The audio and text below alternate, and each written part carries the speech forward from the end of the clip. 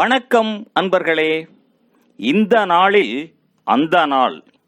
ஆம், வரலாற்றின் வழித்தடங்களில் கடந்த 2000 ஆண்டுகளாக ஒவ்வொரு நாளும் உலகம் முழுவதும் நடந்தேறிய முக்கிய நிகழ்வுகளை நாள் வாரியாக நல்ல பல தகவல்களை தொகுத்து காணொளி மூலம் பகிர்வதில் மகிழ்ச்சி.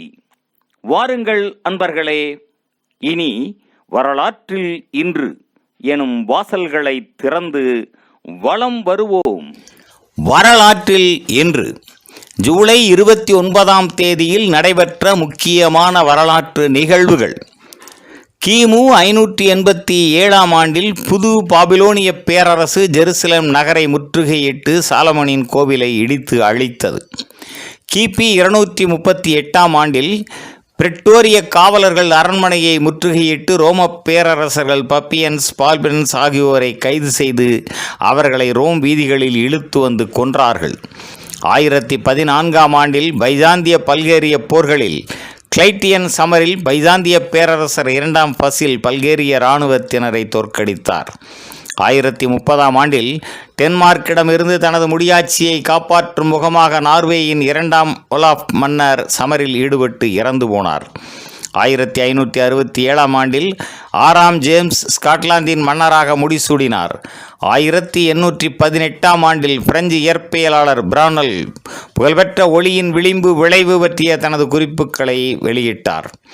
1848ஆம் ஆண்டில் அயர்லாந்தின் உருளைக்கிழங்கு பஞ்சத்தில் அயர்லாந்தில் டிப்பரரி என்ற இடத்தில் பிரித்தானிய ஆட்சிக்கு எதிரான கிளர்ச்சி அடக்கப்பட்டது.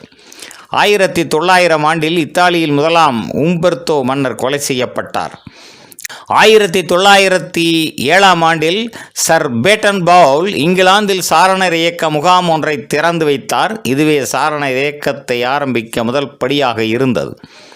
1921ஆம் ஆண்டில் ஹிட்லர் ஜெர்மன் தேசிய சோசலிச தொழிலாளர் கட்சியின் தலைவராக தேர்ந்தெடுக்கப்பட்டார். 1957ஆம் ஆண்டில் பன்னாட்டு அணுசக்தி முகமையகம் அமைக்கப்பட்டது. 1958ஆம் ஆண்டில் ஐக்கிய அமெரிக்காவின் நாசா விண்வெளி நிறுவனம் ஆரம்பிக்கப்பட்டது.